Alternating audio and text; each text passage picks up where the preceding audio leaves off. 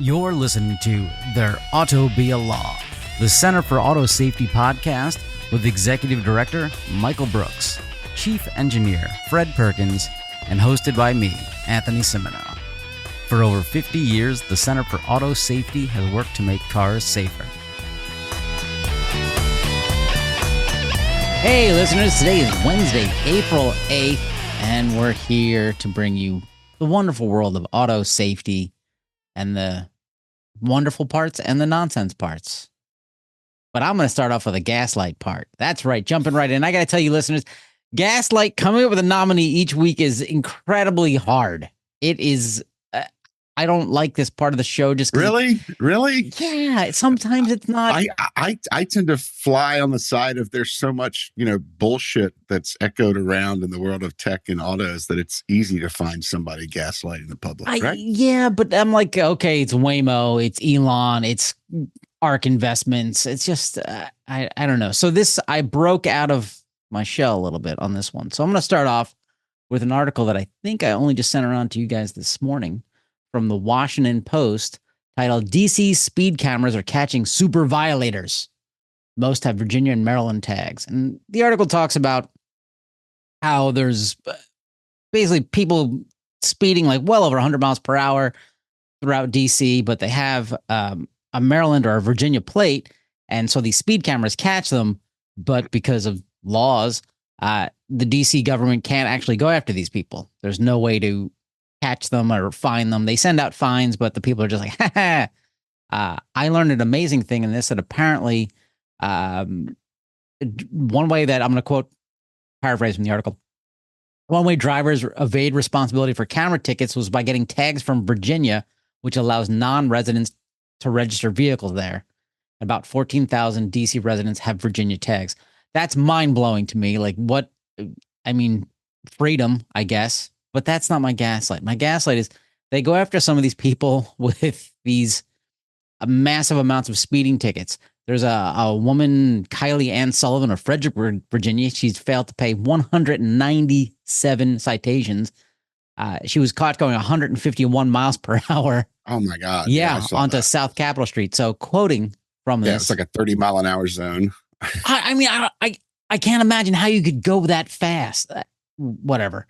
So, quoting, she said in a letter to the court that her ex-boyfriend was the one behind the wheel for more than 98% of these offenses, and that she has not driven since he totaled the SUV 3 months after the high-speed drive. I would also like to stress that no one was ever injured or harmed as a result of any of these incidents, she added. Her case is pending. That is my gaslight, is this woman here being like, hey, it wasn't me. I wasn't the one driving.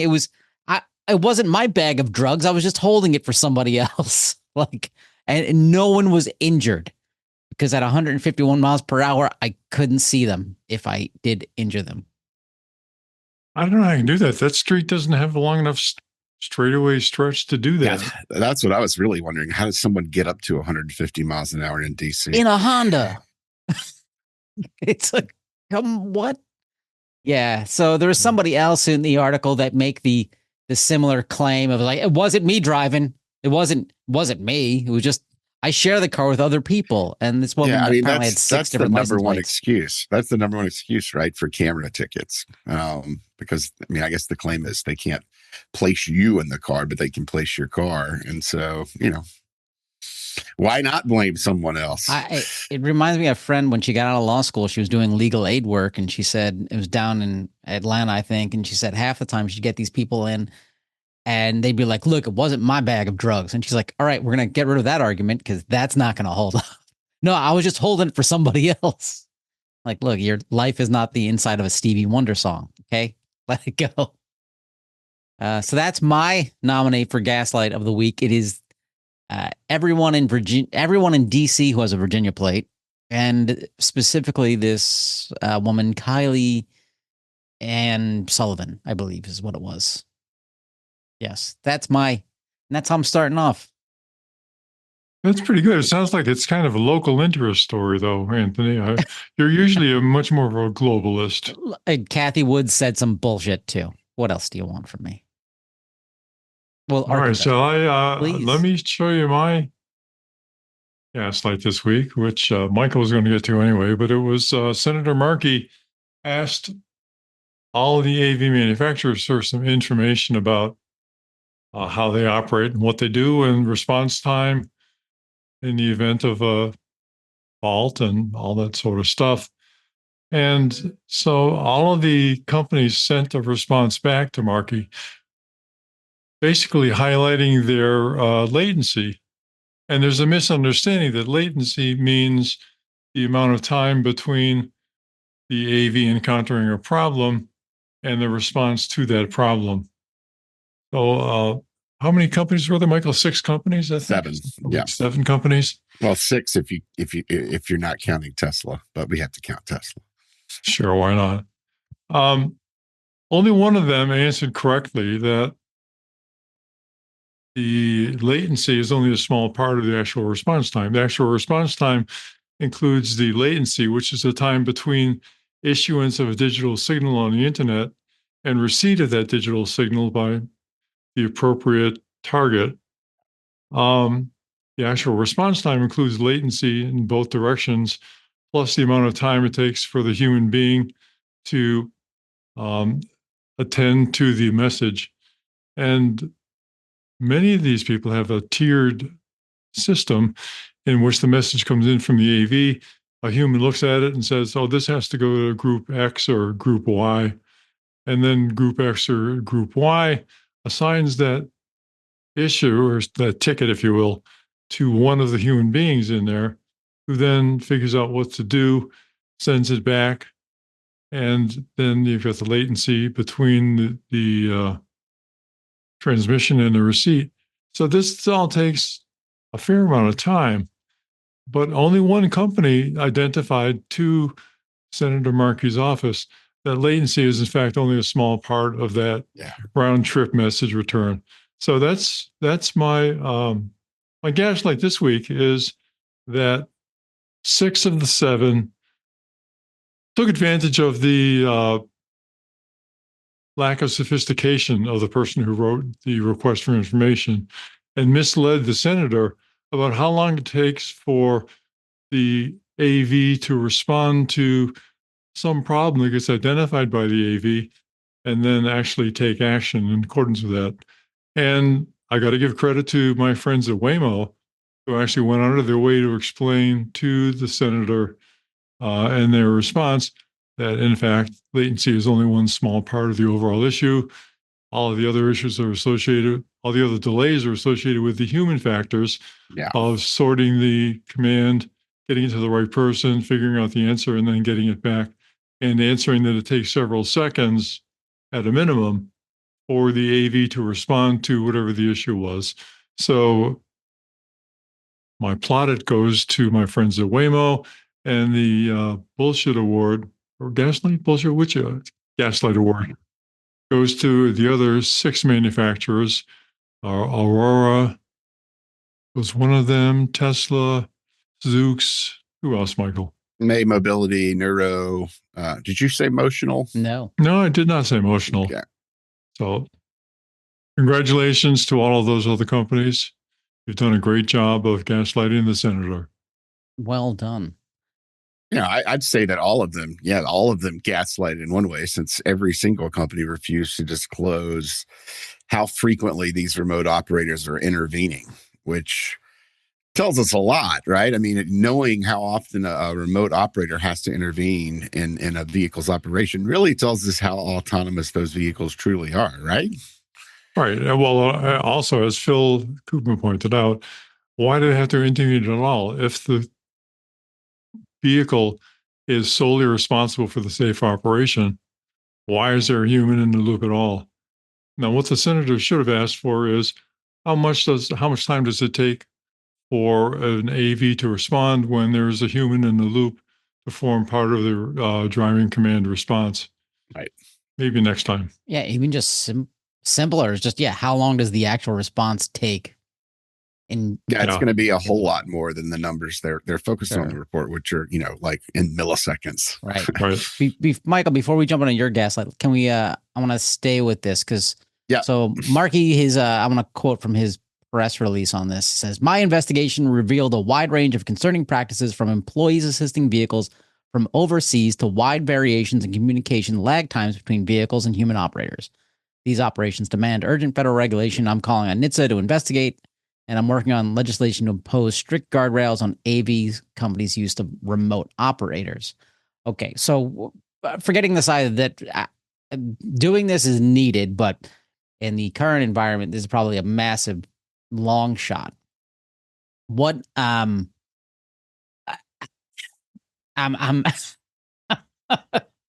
I broke myself. There was a question in there, but is that coffee shortage still striking in New York City? I've been having to wake up too early lately. It's really set off my circadian. I'm assuming you're going to ask what can be done here at the federal level. Thank you. To address the problem. Even more of that is like, what are the actual steps here for Markey? Yeah, he's going to call for this data. As Fred just pointed out, at least 6 out of 7 dentists are going to lie to him, or not lie, but obfuscate and not really get to the truth here. Like, this seems like a fairly simple thing again. And I want to continue from Mark. He says, autonomous vehicle companies have long boasted they can eliminate road fatalities caused by human error. But the fact is they're not being honest about how much humans are actually involved in this. So you're not eliminating human error. You're just shifting it from the driver's seat to a call center in the Philippines. Yeah, and then trying to make that remote operator non-responsible for outcomes too. Let's not forget that they're hoping to shield themselves from liability if there are mistakes made. Right. So, yeah, that's the thing. Wouldn't that be the simpler thing? Is forgetting all of that and just focus on enforcing or assigning a liability to this, because we know on the state level that these cars are exempt. They can murder at will and no one will get caught. Since he's working on this on the federal level, can't be like, hey, I guess as far as political expediency goes, right, it's probably going to be much more difficult to get a bill through that assigns liability to certain parties under certain conditions than it is to maybe get a bill through that makes the industry have to be a little more transparent about their remote operations. I mean, why? Because the liability. Because in one, they're giving up information, and in scenario 2, they're giving up money, right? Yeah, I get that, but it's not assigning liability under certain conditions. It doesn't matter what the conditions are when I'm driving my car. I'm always liable for any accident. Like, if there's fault attributed to you, right? So there has to be some type of fault there. You can't just be driving down the road and then you get T-boned by a dump truck and you're somehow at fault for that, right? Well, I think in New York State there's no fault, so that's an insurance thing. Oh, but you know what I'm saying. So is if I'm that I don't know. I'm upset about this whole just stop free it. will. God damn it. I'm upset about the liability aspect. That's it. That's my story. Anthony, you're muttering. I know. Yeah, I think, and another thing that came into play in the findings of the report was that every company, could have been another gaslight for you guys. Every company claimed its autonomous driving systems would ignore dangerous advice from remote operators. How? I mean, literally, how do you program an autonomous vehicle to parse through the advice coming from its human remote operator and decide whether or not to ignore that advice? That sounds just like an absolute lie, right? And every company claimed that. It's science fiction is what it is. I mean, can these vehicles really do that? Because if they can do that, then why do they need RAOs in the first place? It's called magic. Yeah, that sounds super sketchy. All accidents are edge cases. And so a human operator telling them to do something dangerous would be an edge case. As we've learned, you can't program around every possible edge case. Yeah, and we know that's not true because we saw what happened with the Waymo and the school bus in that one instance when that the NTSB looked at, where the operator or the remote operator said, "Oh no, that school bus is not dropping off passengers. You can go ahead and pass it," and the Waymo did, right? Right. So Yeah, well, I think it's even worse actually, because all the AV operators are saying they've now gone to end-to-end AI, right? Yeah. So in order for any input to affect the end-to-end AI, it's got to have happened many, many times and have been absorbed and processed through the genetic algorithms, genetic learning algorithms, I guess they're called, in the large language models. So how the hell does that work? You'd have to have a rule-based overlay for the end-to-end AI in order for an individual input from a remote source to have any impact whatsoever. So they're either not using end-to-end AI or they're not able to absorb any information from a remote human user. So what the hell is something? There's a real disjoint here. The human in the loop factor is completely inconsistent with end-to-end AI governing the vehicle motion. I must be missing something because this makes no sense to me at all.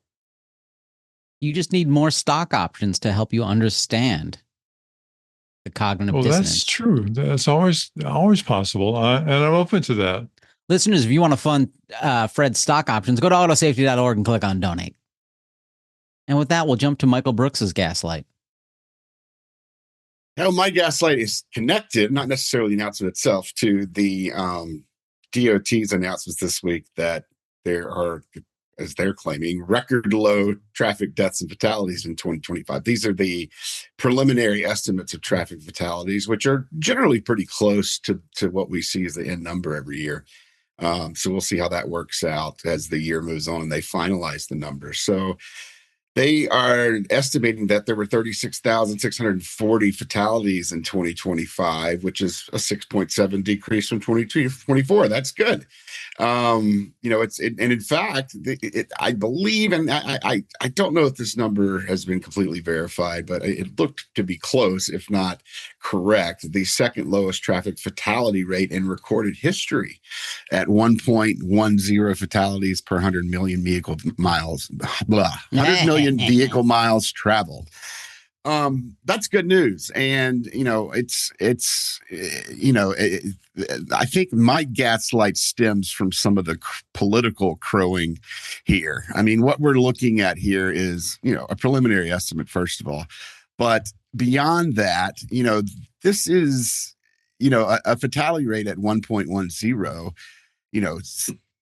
looks great in comparison to the past 5 years, starting with 2020 and COVID, when we saw the range of fatality rates jump up to about, I think it was 1.38. So there's a significant difference between the fatalities occurring on the road today versus 2020, 2021, when we saw the worst rates that we've seen in a long time.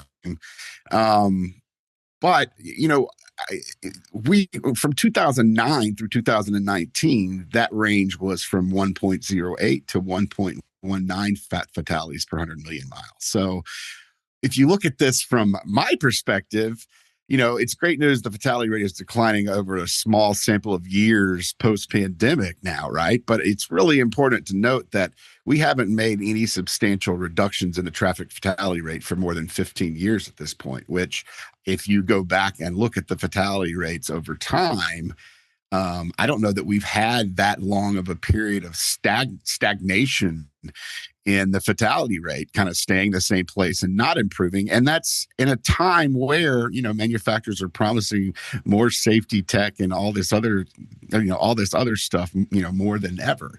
So it really makes you, question a statement like this one from its administrator, Jonathan Morrison.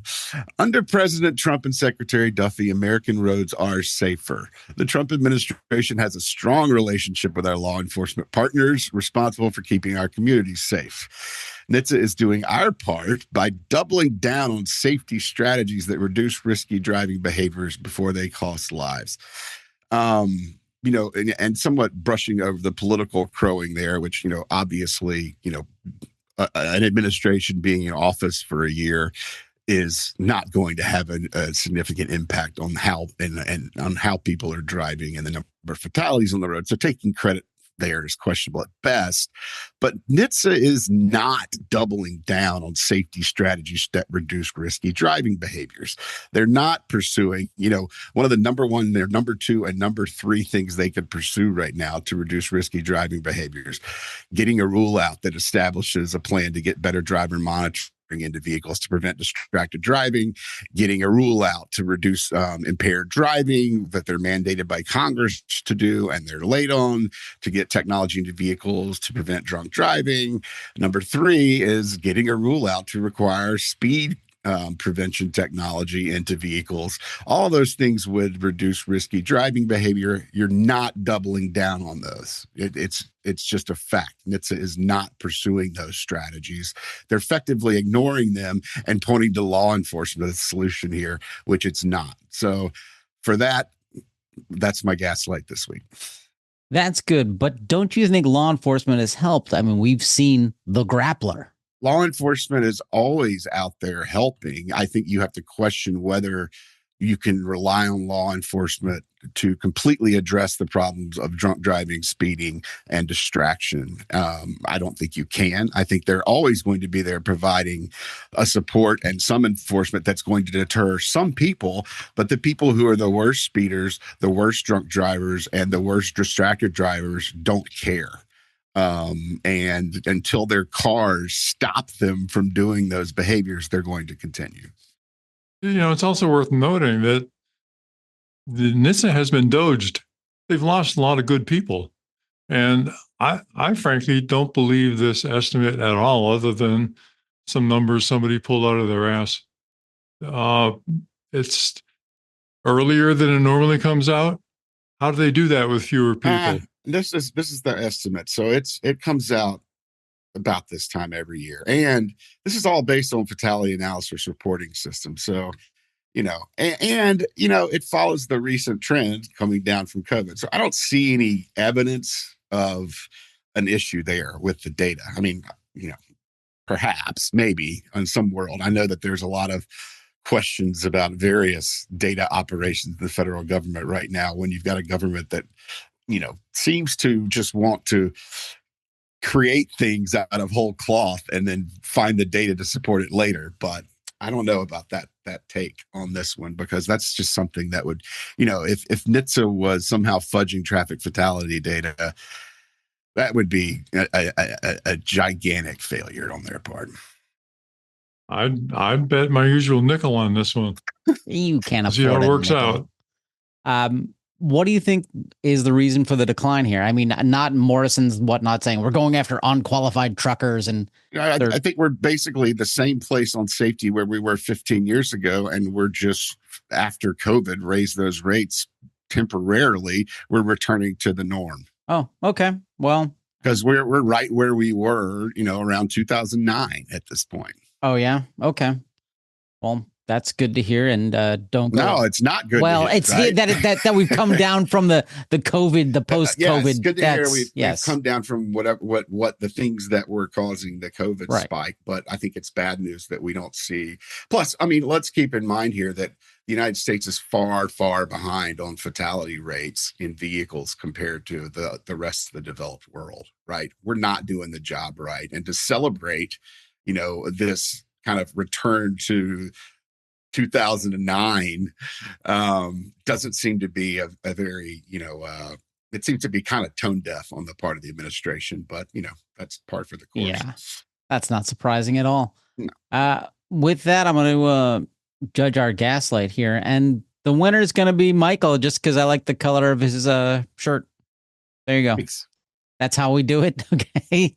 I'm going to wear this shirt every week. Then. Nah, you're not going to win every week. It's, it feels like you need the win. So I'm giving it to you, even though honestly, mine was the most fun. So moving on, let's go into another government related thing from NTSB. That's right. NTSB, it's an early report that basically saying, I'm going to quote from this AP article: the systems that allow drivers to take their hands off the wheel are convenient, but don't improve safety because people are often too reliant on them and end up paying more attention to their cell phones and infotainment screens than to the road, the head of the NTSB said Tuesday. And this came out of, there's a hearing around Ford's BlueCruise where they had 2 fatal crashes. The hearing was about 2 fatal crashes. Fortunately, I think they've had a few more than that. Whereas, hey, you getting eyes off, hands off, the car will drive itself. And as we were just talking with autonomous vehicles, that's not a thing. And this has been the thing sold to the consumer saying, hey, I have BlueCruise, or I have Super Cruise, or I have Musca Cruise, whatever. And people stop paying attention to the road. Further down in this article, we have a continuing again, quoting, NTSB members expressed concerns Tuesday that drivers who are under the influence of alcohol or drugs seem to believe that using a driver assistance system can help them drive while impaired. It's obvious to anyone paying attention that people are buying this technology with the plan of using it to help them drive home drunk, Bill Copeman said. Which, I mean, brilliant advertising. Hey, look, we know you're going to stop at the bar and have a couple, so let us drive you home. Some restrictions may apply. This is for entertainment purposes only. I mean, effectively, both of these, I think it helps to look at these 2 crashes they're looking at, the similarities in them. They occurred at night. They occurred because, I mean, I guess the initial cause of it is, there were stationary vehicles parked in the travel way, right? At nighttime at highway speeds, and these Ford vehicles came along using BlueCruise and were not able to detect those vehicles in time to avoid the collisions. There's a question here. They talk about driver monitoring. They recommend, better driver monitoring systems. I think there's a question in these type of situations as to whether driver monitoring, is or whether driver monitoring is going to be able to prevent these kind of crashes when the vehicle isn't even detecting a problem until the last minute. Seeing these vehicles, does the human involved is going to have an opportunity to take over in these, bang bang type crash situations? I don't know. Driver monitoring could help the human stay focused on the driving task, and maybe that human then picks up this car stopped in the middle of the road in front of them and avoids a collision. So yes, driver monitoring will work there. But these are the types of crashes that scare us with level 2 and above systems. Nighttime, the BlueCruise system, I'm not sure if they have, a LiDAR or if they're just using cameras like Tesla, but either way, they're just cameras. There's no LiDAR. There's no LiDAR in BlueCruise. They don't have radar. They have radar. Yeah. A lot of even Tesla used to have radar before they eliminated that in favor of the visual thing. But there's a problem here, particularly with that situation, that dark situation when we're worried that cameras aren't going to work to properly, the automatic emergency braking, even non-level 2, right, should be working in these situations to prevent crashes. So this is an issue that, involves a lot of different, human factors, considerations. Is the human doing the right thing? Is the car doing the right thing? Is the car monitoring the human to make sure the human's doing the right thing? So they issued a lot of recommendations here to the DOT. They basically said, hey, DOT, you need to integrate and make sure a lot of this stuff works. You need to make sure automatic emergency braking, is working. There was some speeding involved in one of these crashes. You need to make sure intelligent speed assistance is working and driver monitoring is working properly. You need to promote better driver engagement in the driving task, and you need to prevent misuse and automation complacency. And here's one I like. You need to set maximum operational speeds for automation systems based on their capabilities. Like, if your vehicle's not capable of detecting a stationary vehicle in the road at highway speeds, then why are you allowing it to operate at that speed? There's some other interesting recommendations around, in this case, there was some alcohol or drug involvement. So NTSB reiterated their recommendation that NHTSA, get on the ball when it comes to impairment prevention technology, which is something that, what we just talked about. That That's something that NHTSA was required to get some work done on prior to now, and simply hasn't. They've kind of kicked the can down the road on that. We've talked about that with the DAD systems and other things. They also sent some recommendation to Ford. And one of them was around making the driver monitoring better. In this situation, it looked like they thought that a driver could be looking at their phone, and the system would interpret it as though the driver was engaged, even though the driver clearly wasn't. So they told Ford to do that. And probably one of the more interesting things in here to me is that they've also recommended to the US DOT and to NHTSA to require manufacturers who are producing vehicles with this data, with these capabilities, to collect data that would allow those manufacturers to properly report problems in these systems. So effectively kind of holding the rest of the industry to a Tesla standard of data collection. One of the reasons that Tesla shows up so much more frequently in the standing general order data than other manufacturers, they obviously have a lot more connected vehicles on the road. That's part of it. But the other part of it is when a Tesla vehicle is in a crash, where the airbags are deployed, that's automatically reported back to Tesla, which then has a duty to report that on to NHTSA as part of the standing general order. Not all manufacturers have that ability to collect and send the data back to home base, and that then obligates them to report it to NHTSA. So the NTSB here is recommending that, like Anthony said, maybe all these crashes aren't being captured. They're not, apparently. And it's something that NHTSA needs to do, is to enable something that we've always called kind of like a advanced EDR, or it's an advanced black box system. It's a black box system in the vehicle that collects, similar to what Tesla's doing, collecting, 1 million lines of data every minute or so, collects a lot of ongoing data on the vehicle operation and sends it back to the manufacturer so that they can then use that for developing safer vehicles and also report safety incidents to the federal government so that we can continue to make these types of systems safer. I like what you said there is why sell these products if these vehicles can't operate under these conditions? Like, why allow it to go at this speed if it can't handle this? And it makes me think of automatic emergency braking, whereas every manufacturer is saying, we can't get it to work at highway speed. That's insane. But hey, we're going to sell you a system that runs at highway speed and above, but we can't make AEB work. So yeah, that's insane, because that's very similar to the same nonsense we're constantly pushing back on the AV industry and when the AV industry's out there saying we can do everything, and then the automobile industry is at the same time out of the side of its mouth saying we can't meet this AEB standard. And I'm just sitting there rolling my eyes going, how can you break autonomous vehicles appropriately and claim they're safer than humans and all that nonsense that you continuously trumpet, and at the same time say that you can't make automatic emergency braking that detects bicyclists, motorcyclists, and can't operate at higher speeds and blah, blah, blah, blah, blah. It doesn't make sense. So, yeah. From a consumer's point of view, because when both GM and Ford, they came out with their hands-off systems, their BlueCruise, Super Cruise, I was like, oh, this seems like a better approach. They've using HD maps, it's geofenced, whatnot, but then realizing, oh, we're going to let your cars go at 70 miles per hour, but we can't brake. So I think consumers have to have this in mind, that what they're selling to you is here's a loaded gun. I think it would be great.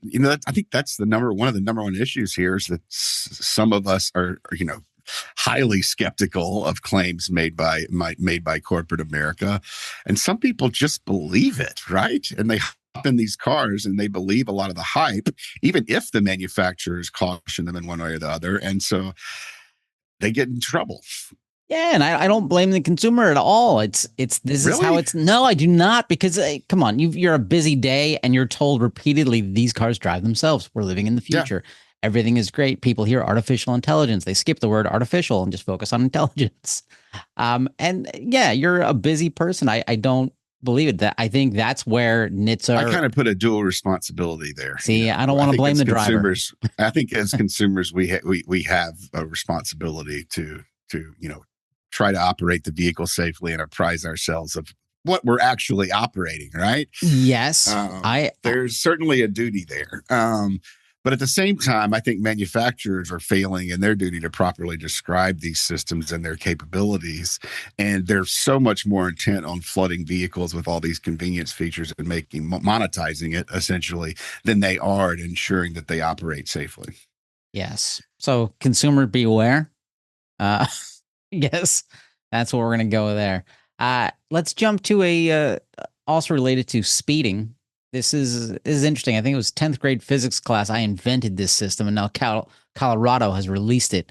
Whereas I was driving on the New York State Thruway and realizing the New York State Thruway is your toll is based on the distance you go. So, Yep. And I was like, well, hey, I know I'm getting on in the Harriman entrance and I'm leaving the New Paltz one.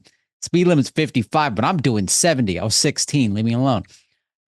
And I realized it's a set fixed. It's a fixed distance. They should be able to know that I arrived way too early at this point. Yeah. And so now the state of Colorado is they're putting Waze and Google Maps and Apple Maps, all these systems that alert you to speed cameras up ahead, essentially out of business. I'm going to quote from an article from motor1.com. The state's new automated vehicle identification systems uses several cameras to calculate your average speed between them. And if it is 10 miles per hour or more over the limit, you get a ticket. No longer will you be able to slow down as you approach a camera and speed back up after passing it. Not that you should be speeding on public roads in the first place. But this is, I think, a very simple solution to a major problem. I mean, yeah. And it gets at the worst of the speeders too, right? I mean, it's set. You're not going to be able to, the average person getting called under this section is not going to be just going 10 miles per hour over the limit, because you're going to have slowdowns during your travels. So, if you get a ticket here, you're probably exceeding the speed limit by significantly more than just 10 miles per hour. Yeah. At certain times during your trip. I think it's a great way to approach things. There's no way to dodge this system unless you have a time machine. Yeah, the Colorado Department of Transportation installed the cameras along a construction zone. The fine is $75 and 0 points for exceeding the speed limit, and the police issue it to the vehicle's owner regardless of who is driving. So you can always go back to the case of, it wasn't me, man. It wasn't me. But I think that's nonsense. Maybe this type of situation will allow law enforcement to do a better job of attaching tickets to cars and autonomous vehicles. Yeah. Since the person seems to be trying to, squeeze out from under the punishment in so many situations by claiming they weren't in the vehicle. That, and I think all 16-year-old drivers should get a speeding ticket automated. They're like, oh, shit, I can't do this anymore.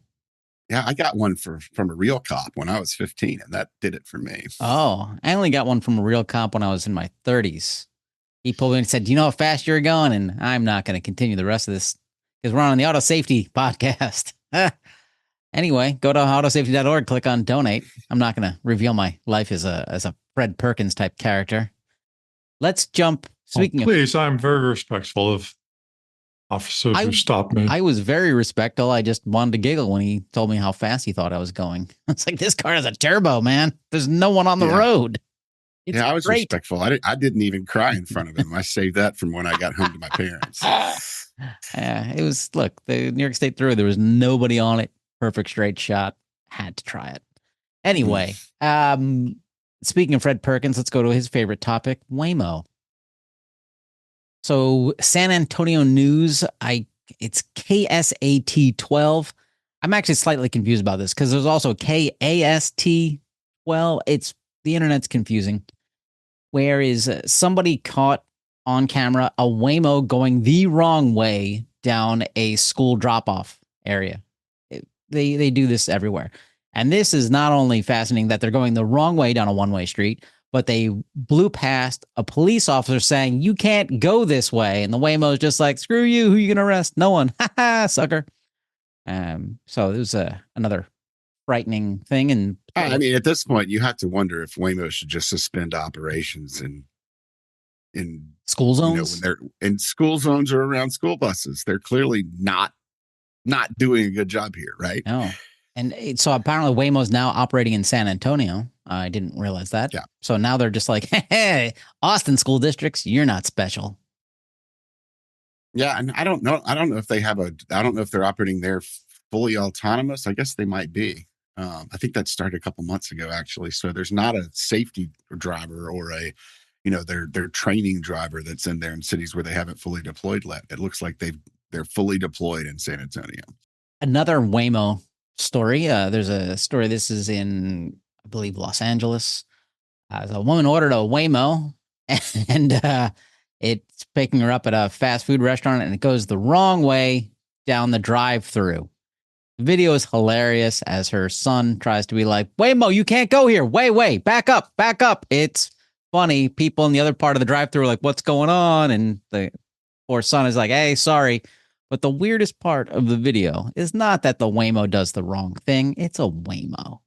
The weirdest part is the guy lets his mother get into the back seat of the Waymo while it's headed the wrong way. I don't know how this video ended. Are you sure it wasn't his mother-in-law? Well, it does, look, he let another human get into the Waymo while it's pointed the wrong direction.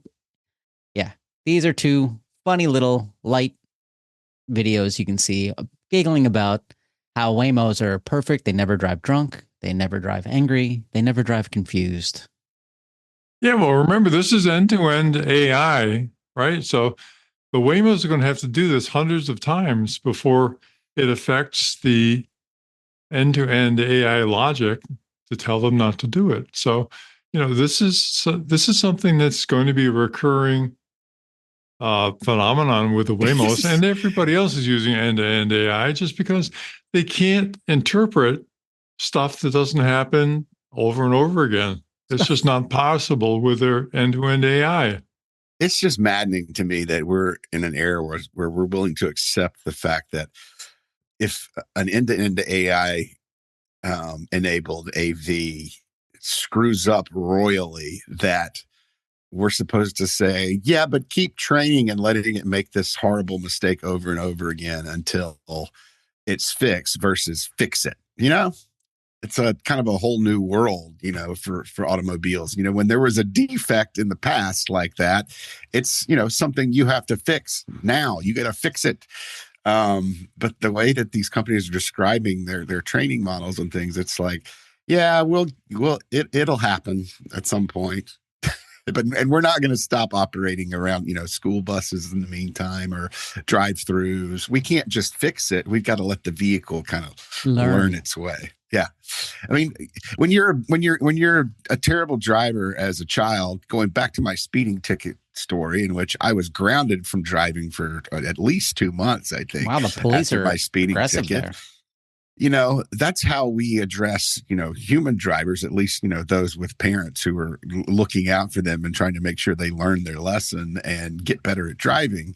They're, removed from action. Whereas with these autonomous vehicles, we're saying, no, get back out there, kid. You need to learn some more. Well, that's the key difference between humans and AI. In your case, what you did is you had a lesson and you were able to expand that out to all of the circumstances where it might apply. The end-to-end AI is exactly the opposite. What it has to do is accumulate lots and lots of experiences with questionable results, and then somehow resolve that into a rule that's applicable to those situations. So the human logic is just exactly the opposite of what the end-to-end AI is doing. Any attempt to equate those two is just dead wrong. But as friends of the show, Missy Cummings has pointed out, you can keep training these things forever and ever, and it will eventually hallucinate, because that's how the math works out. It's not an error in the math. It's just the math. It's gonna hallucinate. So maybe the Waymo was operating properly. It was just like, no, man. Maybe the Waymo was just like, I want to lose weight. So if I go through the drive-thru in reverse, I didn't eat those fries and that shake. Who knows? Maybe they thought they were in the UK and the driver's side was on the right. We just Could don't be. know. Maybe, yeah. It was like I want to learn reverse psychology. Drive past the bus in the wrong direction.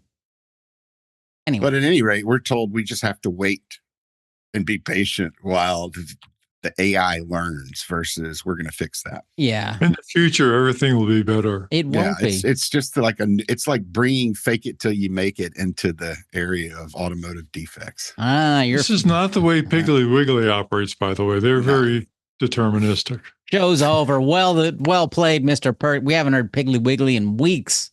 I know it. It's been a drought. I know. And because of that, you get to go into your towel. Oh, thank you. Sure. All right. Well, today I'm kind of going back to my roots, talking about nuts and bolts. Yeah, screwballs. We've spent altogether too much time talking about AI and stuff that we can't control. So this will be just a very quick tutorial on how computers can actually control the car. So there's a component called the ball screw, and what it does is it translates rotational motion into translational motion. So if you rotate the shaft, a device goes back and forth on the shaft. So in electric vehicles in particular, this is very important because you may not have a hydraulic system. So if you want the computer to control where the car is going, it's got to have some way of talking to the front wheels, because the front wheels are changing direction and thereby directing the car in one direction or another. So ball screws are one of several ways to do this. They're ubiquitous in cars. There's lots of them. And they're really cool little devices. So they do it very efficiently. There's a helically grooved shaft, and there's a nut that is fitted to the shaft. It has recirculating ball bearings inside. So you twirl the shaft around, and the nut slides back and forth. There's various means of controlling this, but in every case, there's an electric motor in electric vehicles, or a hydraulic motor is an option that turns the shaft precisely a certain amount, and then the nut moves a certain amount, and so your car will go the required amount left or right, and thereby steering the car. There's a lot of ways of implementing this, right? There's various kinds of electric motors you can use. You can use a standard DC motor. You can use a something called a stepping motor, which you've all experienced in your printer at home. When it sings, it's really operating through the stepping motor. Then there's open loop control, which is the computer sends a signal, which could be either analog or digital, to the electric motor, which then rotates the shaft the desired amount. So it can be something called a voltage signal. A higher voltage might mean you're moving more. Lower voltage could mean you're moving back to the original position.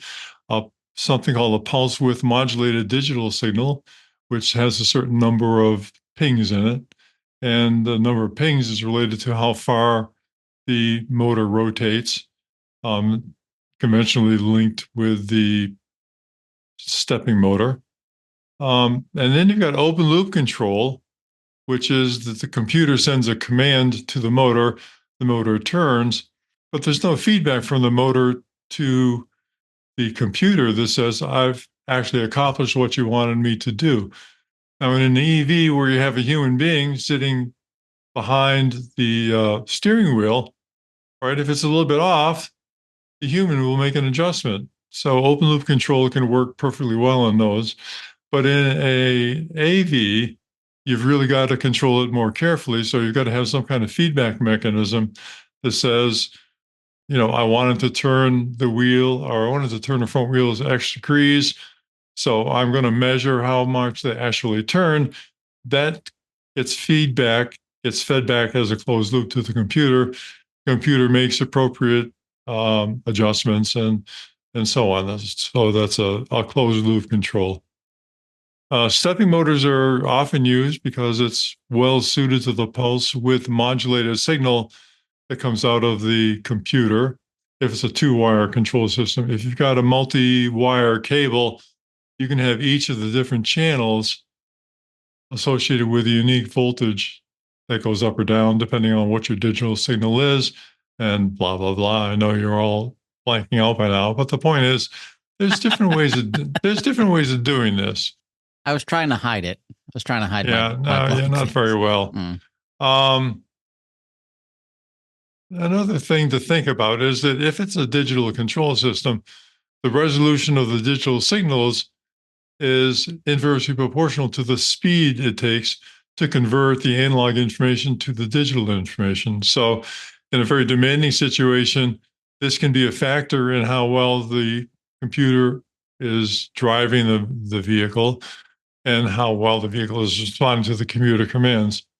So here's the point of all this. All of these considerations impact safety because they all affect how the actual massive machine called the vehicle is operating, where it's going and what it's doing. And this is throughout the vehicle. It can be brakes, it can be steering, it can be the fan. All of these digital things happen. So for any company that says, well, my vehicle has operated for so many millions of miles, and we've only had X number of people who are killed and it's our fault, therefore it's safe to go ahead. It's complete nonsense because all of these tiny little factors, the details matter, will affect the overall safety of an individual vehicle. And unless your base of statistics is made up of identical vehicles that are identical all the way down to the smallest part of the vehicle that's affecting its operational safety, to extend any individual vehicle's performance into an aggregate to say that, well, my fleet is perfectly fine because we've had all these different vehicles, all these different types, everything's been safe, we haven't killed too many people yet, therefore we're going to be safe in the future, is just nonsense. In particular, if you look at the evolution of the Waymo vehicle, for example, it's gone through different types of mechanical vehicles, many different loads of software. In fact, the software stack now is completely different from the software stack they used when they accumulated the statistics that they're using now to try to justify their safety. So it's very difficult. The devil's in the details, even down to the level of what kind of motor are you using to drive the steering that's in the vehicle. So that's the point of this, right? The details are important, the details matter, and there's a lot of details that are not held constant from one vehicle to another or even within a particular vehicle model. So be careful when somebody says, we've got a lot of experience, therefore the future is going to be great. There's really no basis for that unless they've done the homework to look down into the guts of the vehicle and how all these different details have affected the accumulation of the statistics. Does that make any sense? You're still awake, though. I can see that. Yeah, I mean the end part. I'm still trying to figure out exactly how a ball screw works. I've pulled up some diagrams and figuring all that out, but you ended on an upward note as far as details go. What I want to know is, as a consumer, I go to buy a car. What should I take away from what you said? Do I worry about that, or do I not worry about that? Worrying about it is unproductive because you'll never get the answer. Okay. Okay. So this is something that should be considered at the level of the government regulators who are giving people license to go ahead and operate these vehicles on public streets. They should be asking, what's the heritage? You're saying that you've gone, 100 million miles, no problems. Well, how many different models, of cars are you doing that with? Is the model that you're using now and the software stack that you're using now a significant part of these statistics, or are you starting over? Are you ringing the bell now with a new design, and you're going to tell me in a year how well it's worked? So there's a difference between trailing metrics, which are, like we've gone 100 million miles, haven't killed anybody yet. That's a trailing metric. And leading metrics, which say that based upon this new information, this is how the vehicle should be responding. So a leading metric, for example, would be number of factory orders to produce cars. Well, you know that if the number of orders to produce cars goes up, it's very likely to have more cars on the street in a few years, right? Because you got the orders and you're doing that. It's a leading metric. If you say, well, over the last 5 years, X number of people have died, that's a trailing metric. And the fact that X number of people died over the last 5 years is only distantly related to the number of people who will die in the next 5 years. So do you see the difference there? I gotcha. And some of the metric system. yeah, and so if you were to say, okay, I've had this particular driving hazard, it's because of a lousy ball screw.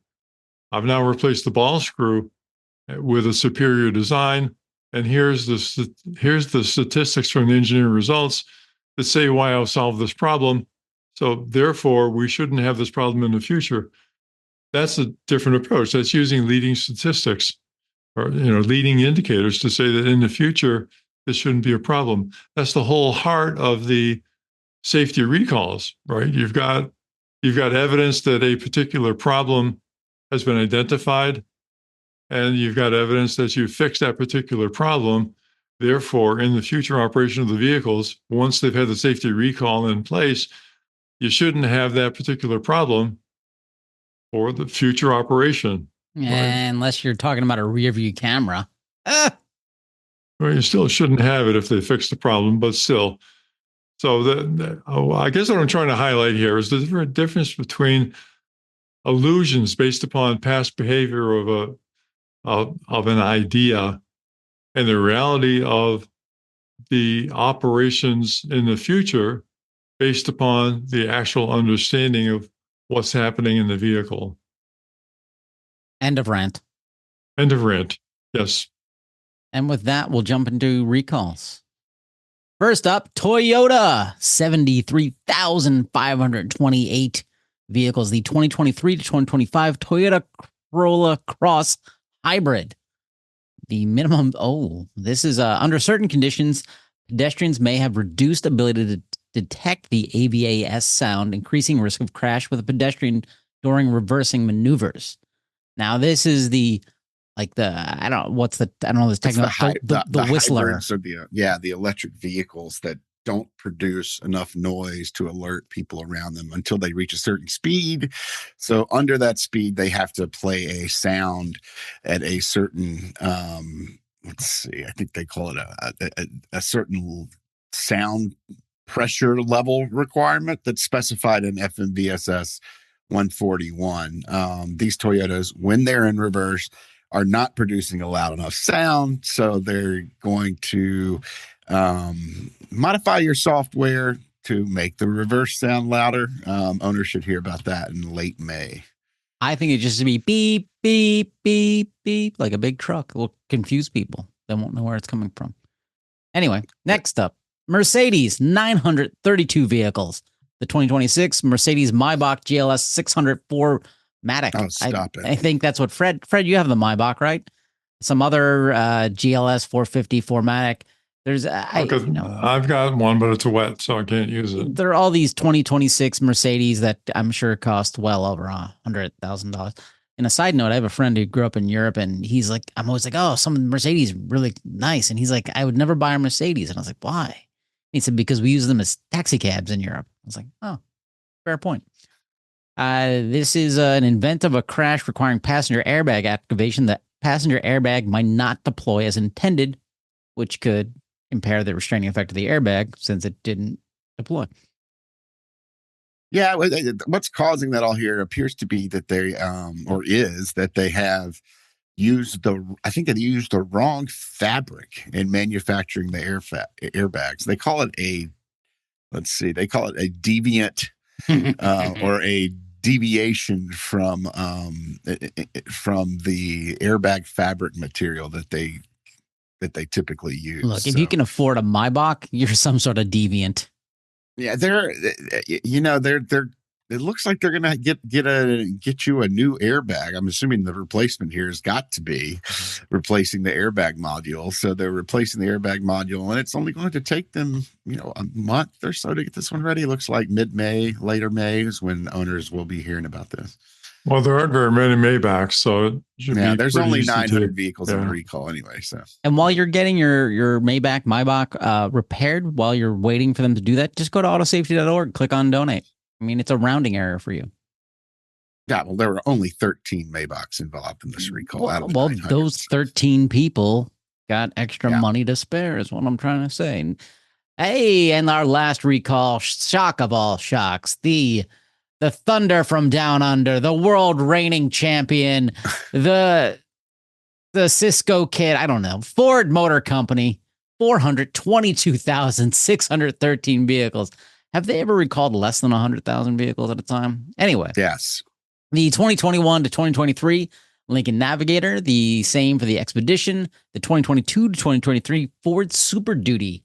Interesting. A windshield wiper arm may operate erratically, becoming inoperable and detached from the vehicle. Ugh, that's not great. We should get that one fixed. I like it's how it connects into the Ford Super Duty, though. I don't even know what that means, but it's just a different truck. Essentially, you're going to have a windshield wiper arm that doesn't work. And if you're in a storm, obviously that is not just a safety defect in this case when it breaks, but it's also a violation of the Federal Motor Vehicle Safety Standards because you wouldn't have an operable wiper system at that point.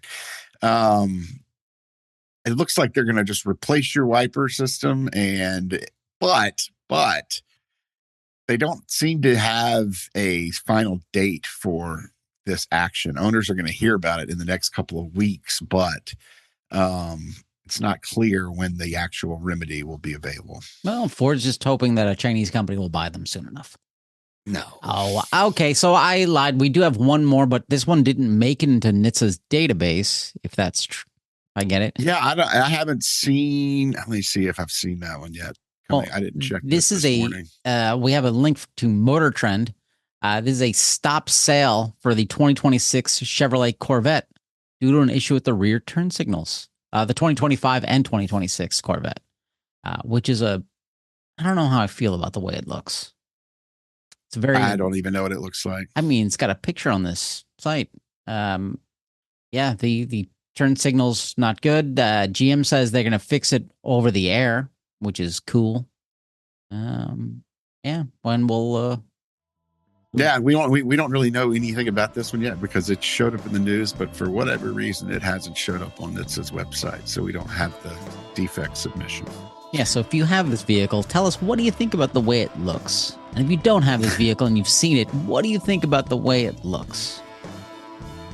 Anyway, with that, that's our show. We'll be back next week. Fingers crossed. Bye-bye. Bye-bye. For more information, visit www.autosafety.org.